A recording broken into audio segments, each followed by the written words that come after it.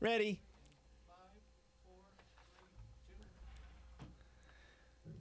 Welcome, everybody, to the Real Estate Solutions Lab podcast. I'm your host, Tony Cardinali, from CrossCountry Mortgage. I'm a residential mortgage lender, and I'm here with my guest today, Janet Vino. Today, we are bringing to you a really cool story, probably a bunch of stories, but a solution to a problem we're starting to see more and more today. And, I asked Janet to come on, and I'm going to read a little bit of an introduction to you, Janet, but welcome. Thank you. Thanks for coming. Nice to be here. I'm going to read a little bit of an introduction about your background and definitely throw something in there if there's something that might be helpful. But and then I'll introduce kind of what we're talking about today, which will be helpful for people because today's subject is going to be about absentee sellers. And absentee sellers can be non-voluntary sometimes, and they can be sometimes voluntary. So if you know somebody that's going through an absentee seller situation, this would be a great podcast to listen to. So joining us today is Janet Vino, a highly respected member of the Laura B team, who's a top New England team here at Coldwell Banker, Coldwell Banker Realty.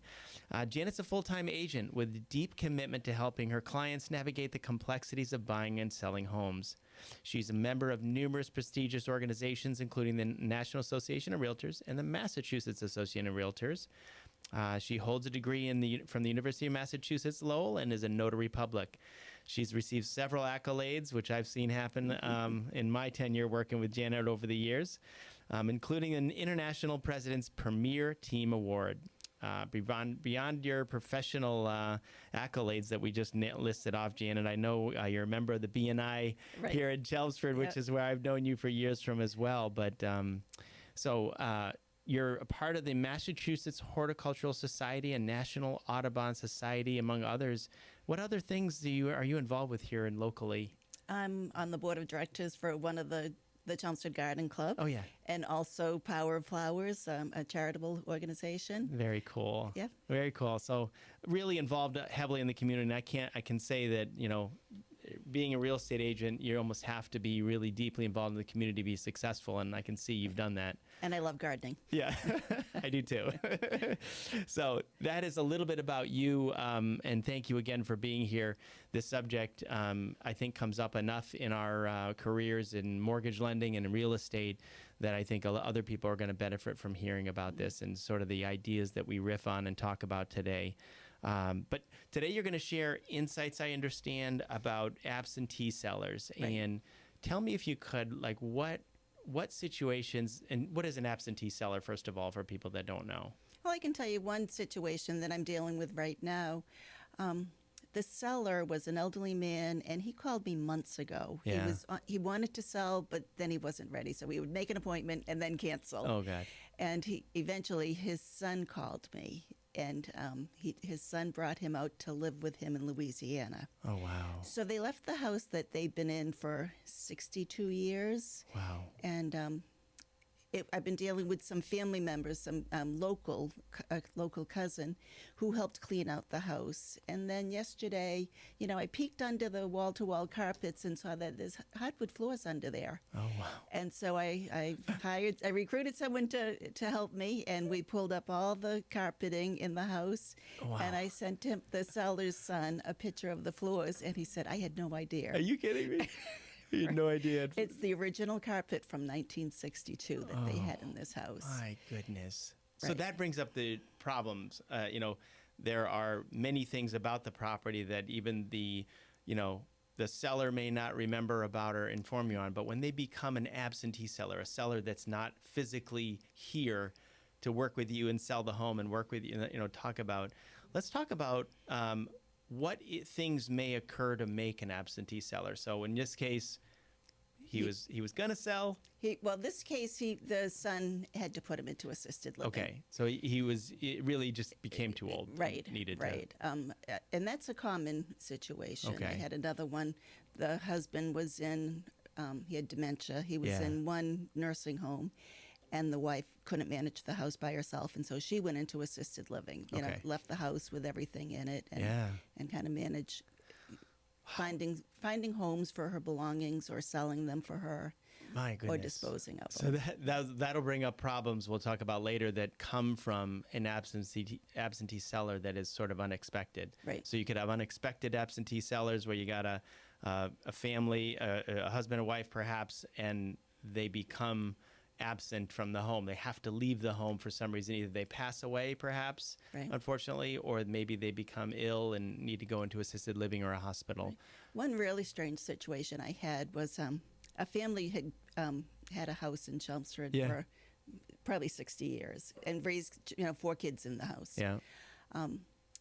The father died. The mother had already passed away. The father died, and the children fought about the house, who was going to get it. Eventually, the daughter got it, and all the belongings in it. Yeah. So 62 years of Yeah. things. 2 months after she got the house, she passed away Oh, my suddenly. goodness. Okay. So her husband had this house. He had no attachment to anything in it, and just said, get rid of it, do what you want with it, and Okay. So Sell the house. he wanted to sell the house. Right. Okay. Right. They bought it as an investment. Yeah. And where the wife wasn't there, he had no attachment to anything in Yep. the house. Yep. So involuntary absentee seller in that case. Sometimes a couple. I've heard of people that it's a second home for them. Right. And all of a sudden they we're not there in that area. We're absent from the physical market where the house is, but we want to sell it. Right. And that could be sort of voluntary. Right. They become a voluntary absentee seller. So illnesses, unexpected passing, inheritance, like you just said. So Right. that gentleman kind of inherited the home, if you will, Right. needs to get rid of it. Or it's a second home and they just want to, it's an investment property. I've heard people departing a location to move to California for a job, keeping this house, and then want to sell it later. Right. Right. That's another absentee situation where, and so you might be called by a sibling, a child, the owners themselves. Right. We don't live in the area. Our dad, mom can't take care of the house anymore. They're out of here. And what is the first thing you have to do when you run into a situation like this? Well, I try to take care of everything for them. I try to relieve all the stress for them. Okay. With having the house emptied or some of their personal items donated. Yep. Finding homes for something that's useful, or Okay. selling it for the seller. I'm going to write these down. So you've got a house full of stuff. So dealing with the personal belongings is one thing you might deal with. Right. You've got I can work with someone for an estate sale. estate sale, yeah. Yep. So personal items is a major issue. You got a house full of stuff. Especially if someone's going, they've been in a 4-bedroom house for 40 years. Yeah. And they move into assisted living. They, move into a 1-bedroom, and they have all these items that, a lot of it's useful that you want to find homes for. Yep. Or sell for the seller and just make them some money. So dealing with personal items is a major issue because you have to be able to make the house ready for sale. Right. And so you go into the house, you assess the situation. Your sellers are nowhere to be found, so you've gotten access to the house.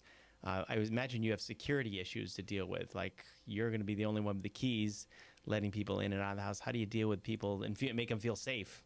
Well, most of the contractors I've worked with before, Yeah. and Okay. I can put a lockbox there. I would never have someone go there that I hadn't worked in Got it. and didn't trust. Got it. I wouldn't have them go by themselves, but Okay, so you've got personal items to deal with. You also have personalities, I imagine, to deal with. You've got kids and fighting relatives, perhaps, and siblings. How do you deal with those sorts of things? Like, what do you have to watch out for? you're part counselor, you're part referee, Yeah. So you have to really get into that. and work with a lot of different personalities. And most of all, it's emotional. Yeah. So it's really helping people through the process of letting go their Yeah. family home, Yeah. and just trying to be aware of what they're going through. Yeah.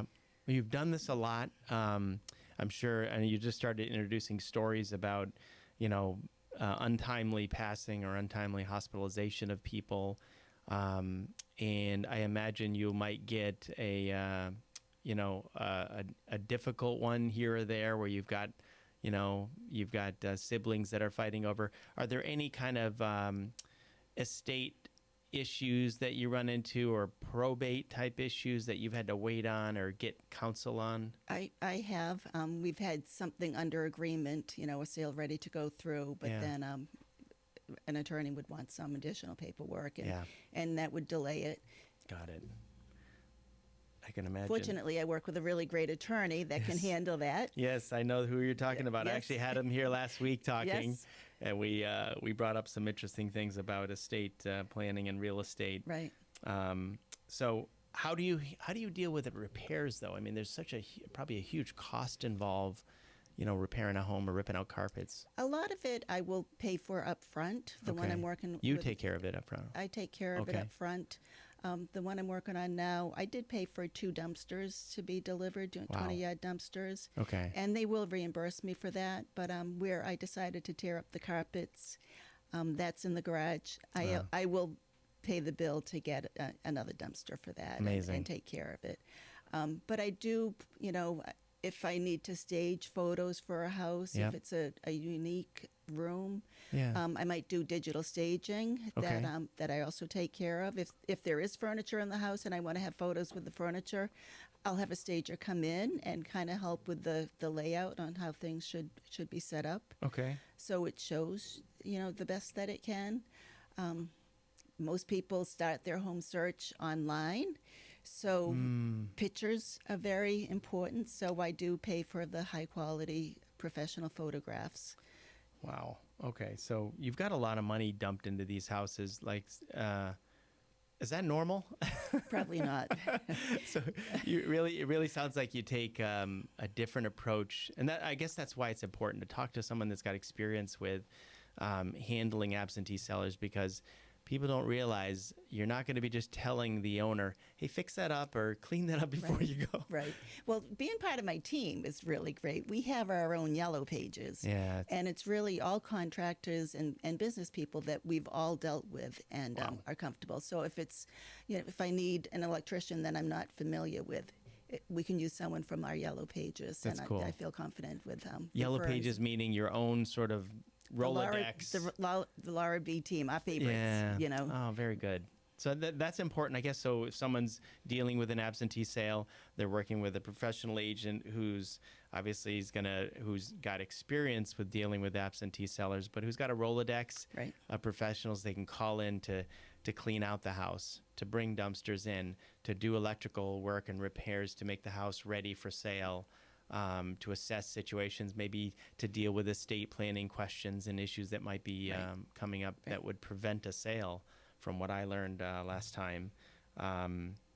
What about, is there any concerns with insurance or security when it comes to a vacant home like that, or keeping the heat on and utilities running? If a home is vacant, I will check on it, very often and make Yep. sure everything is up and running, and it's safe, that the pipes Yeah. haven't frozen or anything. Yeah. As far as having people go work there, I usually will meet someone at the Okay. house, and I'll be there when they're working. Okay. All right. So insurance and security are things to think about. I wrote these notes down from when you and I talked before. How do you keep people updated? Like, what's the method to keep the siblings, if there's like 10 kids or siblings? Email. Yeah. Email is the easiest way, or a group text if there's several people. Okay. But to keep them up to date. Yeah. If it's a lot of people I've dealt with don't have email, and I Yeah. have to either drive to their house to have, where they're living now, to Good have grief. something signed, or Yeah. it depends on their situation. Okay. I do have a very soft spot for elderly people, Yeah. Yeah. and I really try to spend time with them and walk them through every single step of the way. Yeah. Now, you're a lifetime resident of Chelmsford, I am. right? Have you seen an uptick of people being in situations where they try to stay in their home longer because of where things are and the economy? I think a part of that is the inventory. A Yeah. lot of people are staying in their homes because there's nothing for them to go to. Yeah. Yeah. Some of it is part of the interest rates. Yeah. Interest rates are Higher than they've higher been for a than long they time. were. So Got it. Interesting. What other types of things do people? Is there any other stories you can share with us that will bring it home for us? Like, a situation where you've had to deal with a difficult, sale of a property. I think you and I were talking about a story a couple weeks ago at BNI. You had cleaned out a house and were getting rid of old furniture. Right, Yeah. right.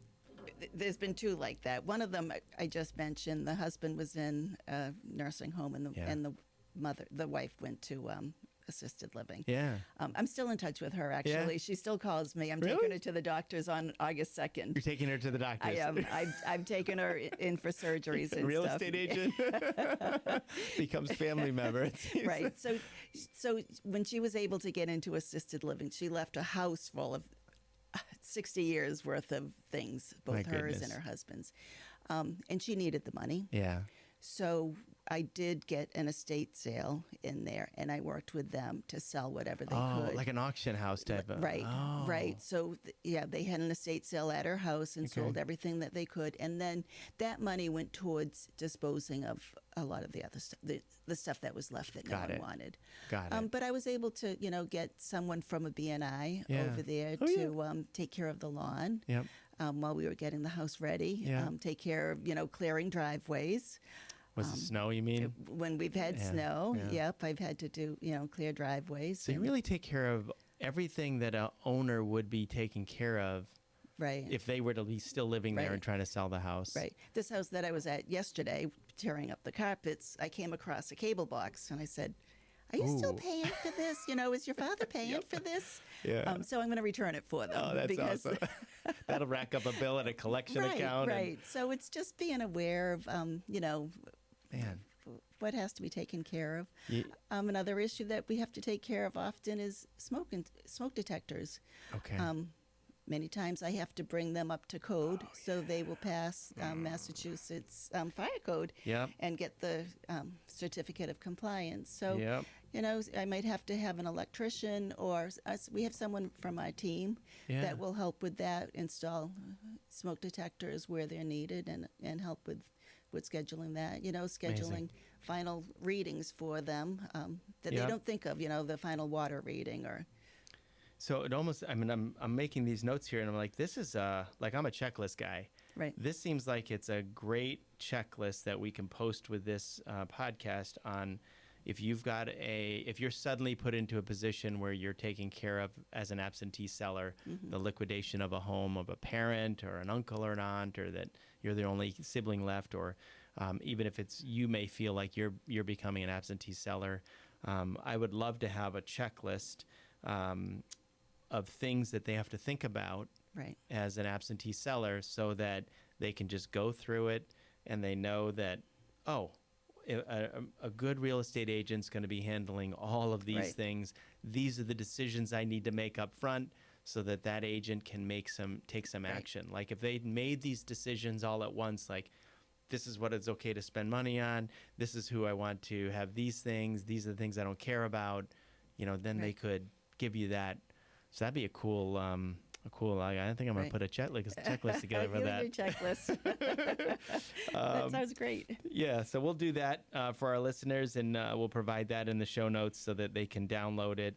And, and then if people want to get a hold of you, if they've got a family member that may be a year or two down the road from it, would it be smart to have them talk to you early? I'm happy to talk with them, Yeah. and I work with people months before they Okay. decide to sell. Yeah, I was thinking of the same thing. Right, right. yeah. Okay. Happy to talk to anyone now, and in planning, Yep.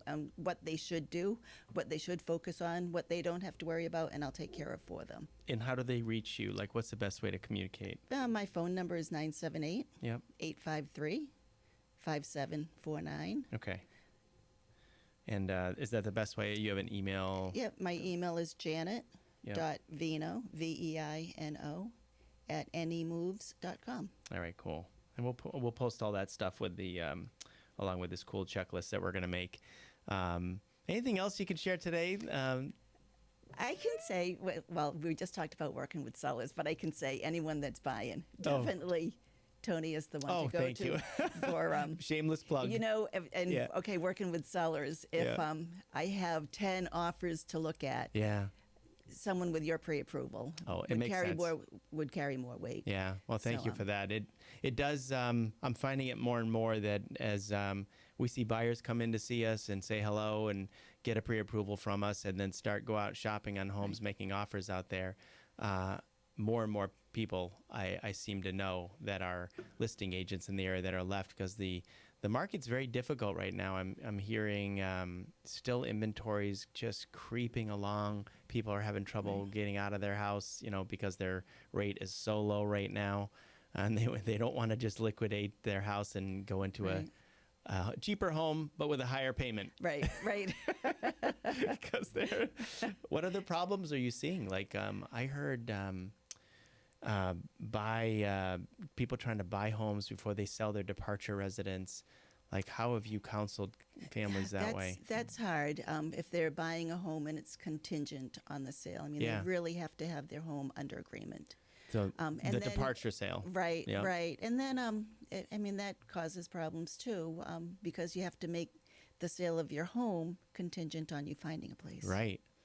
So Unless you have some kind of temporary housing or a place that you can go. Ideally, you can sell your home, have a place to go Yep. temporarily, Yep. and then you're in a really good position to buy. Okay. All right. So if someone has a residence, they're departing, and like we deal with it on the lending side a few different ways. We've got bridge loans to take the equity out of the departure residence and put it into the new home. We've got people that can qualify carrying both homes. Right. Sometimes we have to refinance the entire home that you're living in now, take equity out, and put it in the next home. So there's a bunch of things you can do when you're trying to move that money to the new home Right. before you close. You can also rent your departure residence if you want to keep it. You can actually rent Okay, it. rent it out. Yep, and you can use that rental income to support the sort of reduction in the liability of that departure residence. Right. We have a product where you can, if you have an intent to sell the departure residence, you can just simply sign a letter saying, I intend to sell my departure. Nice. If you have 20% equity, you can get rid of that mortgage payment. Nice. So the hard part is affording both homes. Right. With rates being so high and house prices being so high, I think we've seen some a good amount of challenges with people. It's very competitive for buyers. Yeah. Well, good to talk with you today. Thank you for joining me. Thank you, Tony. Let's riff for a couple of seconds more about the environment that we're heading into. We're heading into an environment where commissions have been challenged. These real estate commissions are being challenged every day, and buyers are starting to wonder, why should I hire a buyer's agent? Why if the world has sued, this real estate conglomerates and they won, what does that say to me about, the value of a buyer's agent? And I know the value because I've been doing this 22 years, and I see, holy cow, when there isn't a buyer's agent, I'm doing like all of the stuff a buyer's agent, the 92 things I counted that a buyer agent does. What have you guys learned about this so far? Well, not a lot has changed for me. Yeah. Commissions have always been negotiable. Yeah. I think it's always been and still is in Yeah. the seller's best interest Yeah. to offer out a portion of the commission to a buyer's agent. Yeah. I think it's important for a buyer to have their own representation. Yeah. They will really safeguard them. Yeah. The seller's agent is working for the seller, Yeah, that's true. and you want someone to advocate on your behalf. They're thinking they're going to get a better deal, when they call these listing agents do. and they go in and try to negotiate the property, and then we see, it's like you're negotiating with the seller, and you think you're going to get a better deal from the seller on your own than having a pro Right. sitting there saying, "Hold on, Right. the house is not worth that much." Right. Right. Right? Right. So other than value issues, like what can go wrong in a real estate transaction where a buyer's agent stepping in going, I'm going to take this on. Let's go. Well, it's inspection issues. Okay. That, So the property's got issues. Right. If you could negotiate either a credit or some repairs, Yeah. or maybe walk away. Yeah. Yeah. it And might you- be in your best interest to walk away from it. Yeah. Yeah, watching dates. You could Mm-hmm. lose a deposit if you're not up on when contingencies are up. Right. That's true. And what you're required to do. Yeah. Yeah. Very true. So shifting gears, you are primarily a listing agent. I know you've done incredible work with sellers of homes. People are hanging on to properties a little bit right now. They're thinking maybe they hang on a little bit longer till rates come down and they sell their home and buy another one later down the road. You have any advice to give sellers that think about waiting and sitting on the sidelines? Well, first of all, there's always people that need to move. There's Yeah. always people that need to buy a house. There's always people that need to sell a house and move Yeah. somewhere. Yeah. A lot of it has been estate sales. Yeah.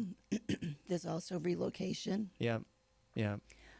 And we have one couple That happens. relocating now, so yeah, but they have a temporary place to stay Okay. until they find their permanent home. Okay. I kind of look at it. It's the rates are high now, Yeah.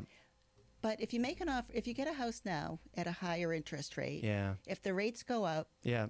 you benefited. You benefited. You kept it. If they go down, you can refinance. you can refinance. Yeah, that's what we say too. So, yeah. So buy now, refi later. That's a common right.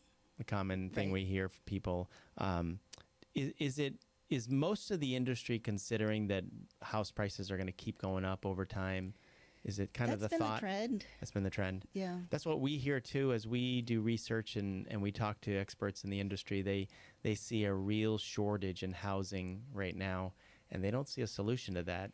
It all comes down to supply and demand. It's my demand. And Yep. the amount of households forming, and the age I think is 33. So when you turn 33, Right. you're in that sweet spot to buy a home.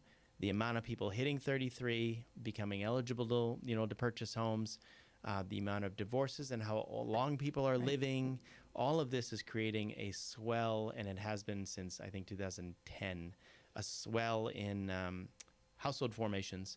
Right. And since 2010, a reduction in construction of new homes. They're not making any more land. Right. So it's a clear disconnect between the amount of supply that's available and being built in the market. The amount of houses that are being destroyed is Right. also smaller Right. because people are hanging on to them, fixing them. Right. Technology's better now. And then you've got household formations increasing. So we think because of those two things, we're going to keep seeing a shortage. Right. And if there's a shortage, well, I'm going to bid Prices up on gotta that. keep going up. I'm going to bid on that property Right. and try to beat you out. Right. It's still very competitive. Yeah. A lot of multiple offer situations. What do you see people doing to win offers today? They're waiving inspections. They're waiving home inspections. Right. Wow. Okay. A lot of people are still doing that. Waiving appraisals. Yep. They'll cover the appraisal gap The or gap. a portion of it. Yep. Okay. Yeah, and really doing whatever the seller wants, Yeah. whether it's closing on a certain date or even rent back, Yeah. let close and the seller gets their money, they can stay in their house for another month or two Right. while they're shopping for a new home. Amazing. So the ball is in the seller's court. Right. As a home buyer, you've got to make do some finagling, perhaps some jockeying Right. when you're making an offer to try to get that offer accepted. How do you find out from the seller what they need? I always call the list agent. Okay, you call the listing agent who's representing the seller and I do, giving up. and I'll call them and ask them, what they can share with me. yeah, What the seller's timeline is, Okay. what is most important to them. Some of them will share it with you, some of them won't. yeah, But I think there's no harm to their client if they do. yeah. I always call after I submit an offer, and I know you do too. I do too. When you do the pre-approval. Yep. And I think it's really key to build a relationship with the other agent. We're all competing against each other. Yeah. But we have to cooperate with each other that's true. and work together. Yeah. So I always call them beforehand and after I submit And afterwards. an offer. So Yeah. you're trying to dig in, get some information from them, like what's what's the hot spots for the seller? Right. How many offers do they have? Yes. How many offers? You know, can you tell me, are they all over asking Yeah. price? Yeah. Any inspections being waived? Yeah. And sometimes they'll tell you, sometimes they won't. And sometimes we can, you know, if we have enough time, I'll have a buyer maybe bring a contractor in. Yeah. You know, make yeah. an appointment for them to have someone go through the home with them. Maybe not a full-blown It's a good idea. inspection, Yeah. but to have someone look at the major systems, you Yep. know, the roof, the heating system, you know, anything that could potentially cause a lot of problems for them. Yep. And kind of know that before they submit an offer, waiving an inspection. I've heard of people, instead of doing home inspections, just getting a home warranty after closing. Right. Does that kind of help some people sort of feel okay about I've had it? a few people do that. Some sellers will offer one, you know, Oh. when, you know, Oh, nice. not so much now. Not so much but, anymore. But, you know, but Coldwell Banker, we do offer a home warranty protection good. plan. You know, Okay. it's something that they can purchase Very the good. first year or two at a lower rate. Yeah. Okay. So, so if they need to, you've got the ability comfort. to you know, waive an inspection and be okay that some major repairs would be covered by potentially a warranty. So that's a good way to position yourself as a stronger buyer and still have some protection. I've given that as a gift to some buyers. That's even smarter. Yeah, very smart. So we're waiving home inspections, covering appraisal gaps. Right. And that's a conversation we have up front with buyers too. Like, we know there's a good chance you're over asking, making bids over asking in this market, and so we're covering appraisal gap strategies up front. How are you going to cover it when Right. it does come? Same with you know, overbidding a property, closing quickly, Right. closing slowly. All of these things we have to be ready for as a buyer, as a lender, as a buyer's agent, helping people so that they can win an offer Right. on a home. So good stuff. Well, really cool talking with you today. Thank you for coming. Thank you, Tony. Easy conversations talking about stuff you know so much about. I will put together this checklist, and we'll offer that up to anybody that wants to listen to us chat about it. Sounds good. Thanks a lot. Thank you, Appreciate Tony. it. We'll see ya.